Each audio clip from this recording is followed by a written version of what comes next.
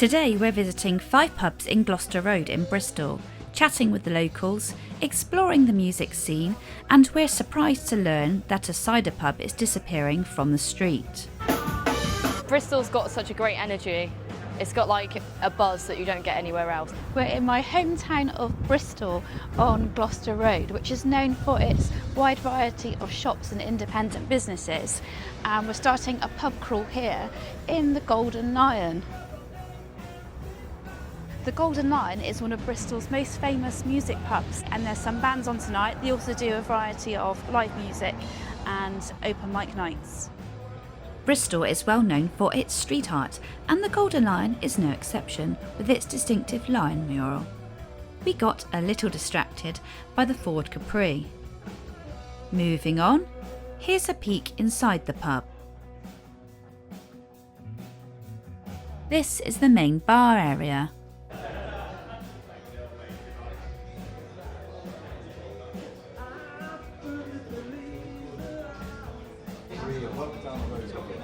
Cheers from the Golden Lion. This is a pint of original buckcomb and it costs £5 a pint.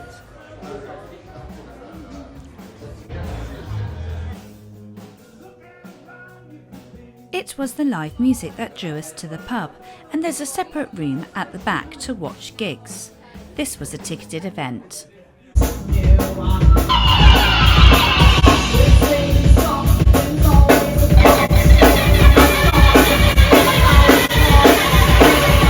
I'm the vocalist. I play a bit of guitar, tambourine. I'm really inspired by a lot of the 80s post-punk, so bands like Killing Joke, Susan the Banshees, some of the older stuff like Gang of Four. I just really love that era of music and style and sound. Just inspired me to start this with some of my favourite people. We've had a lot of gigs this year, so I think things are going quite well at the moment. All the bands in history, they started at the pubs, the clubs, you know, the little run-down places. Without live music venues like this, then bands will never thrive.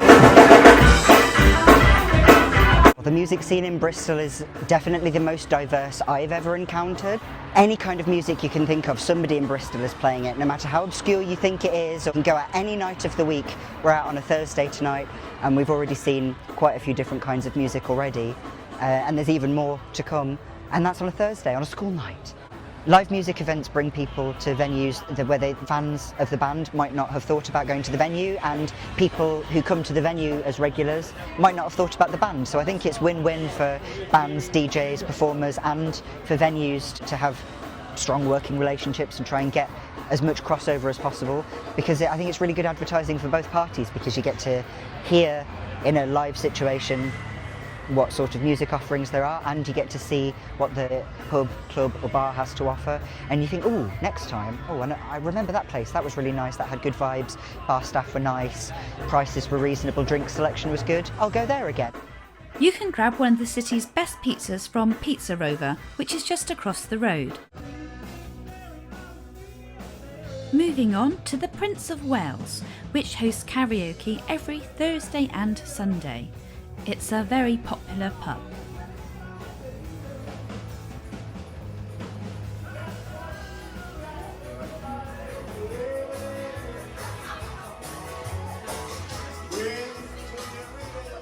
Cheers! We ordered a pint of Fuller's Pride and half a Murphy's Stout, which was having an identity crisis in a Guinness glass. Cheers from the Prince of Wales.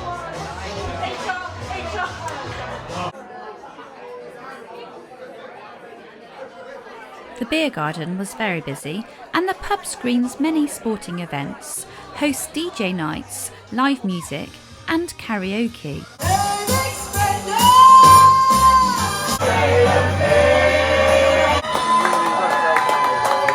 Carl and Max are putting their names down for karaoke. Max is choosing his song right now on the app.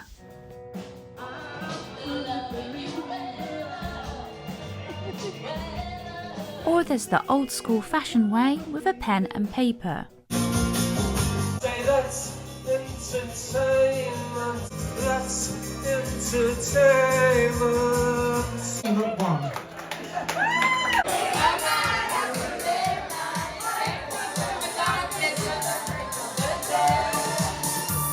I wish you wanted my love, baby. Well, I'm offering you this heart of mine, but all you do is play it cool. Moving on.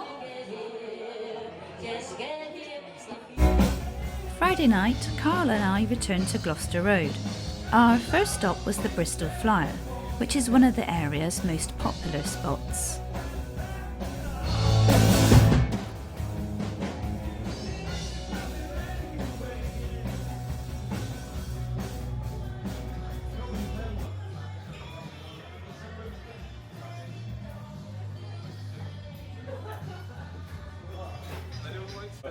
Carl ordered a London Pride, and I chose an alcohol-free lager, Lucky Saint.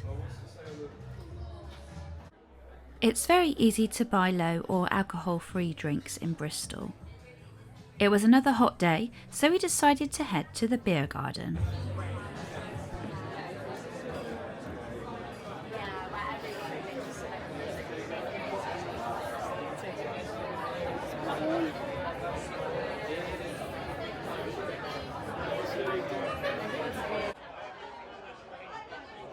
Cheers from the Flyer Beer Garden. It's really hot, so I'm really pleased to be able to sit outside and relax in their large garden.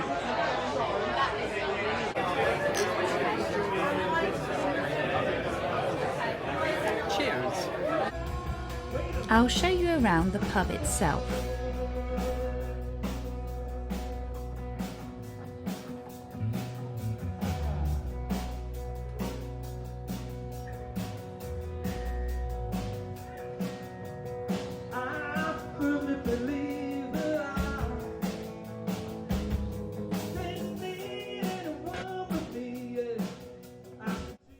I was delighted to spot a print by a local artist I work with at thebristolshop.co.uk. It's an online shop supporting local artists, and UK delivery is free. Ger lush.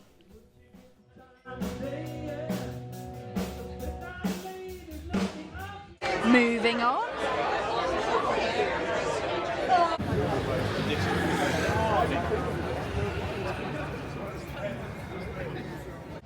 We love a proper cider, so we thought we'd visit the Cider Press.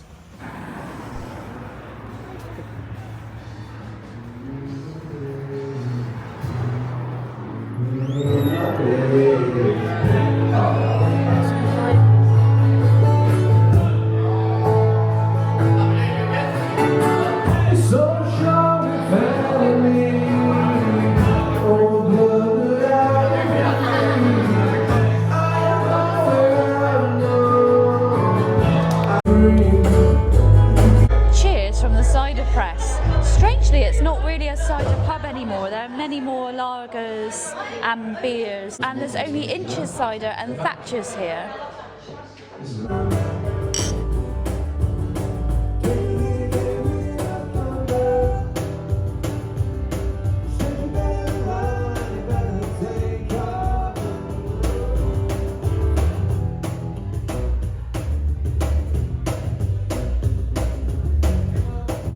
We appreciated the live music. However, most people in the pub weren't watching it at this particular time, which was a shame.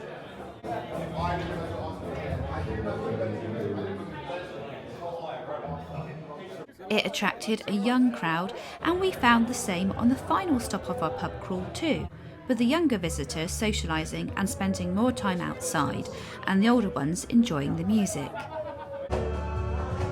Moving on.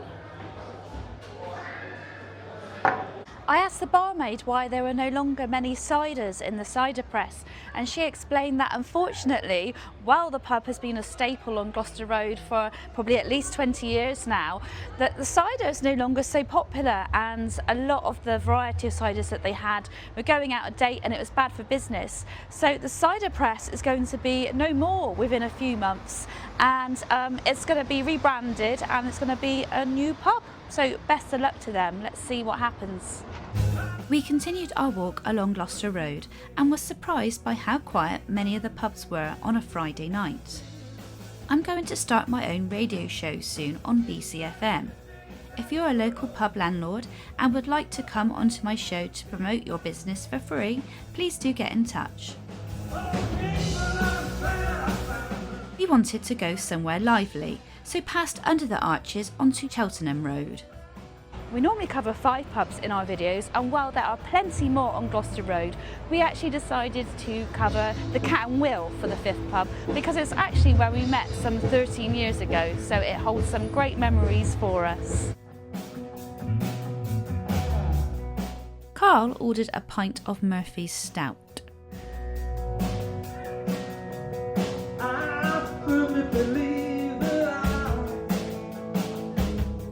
This time I opted for a pint of Star. The Cat and Wheel is a proper traditional boozer.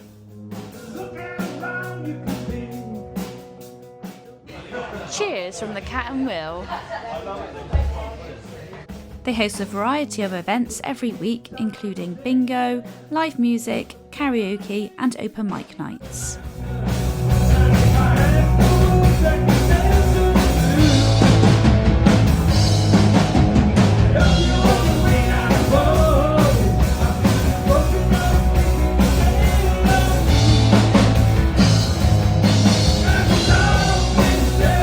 Music scene in Bristol?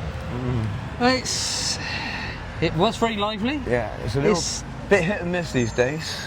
But when you hit on a good one, you get a good one. Good one. This is usually pretty good, the Cat and Wheel.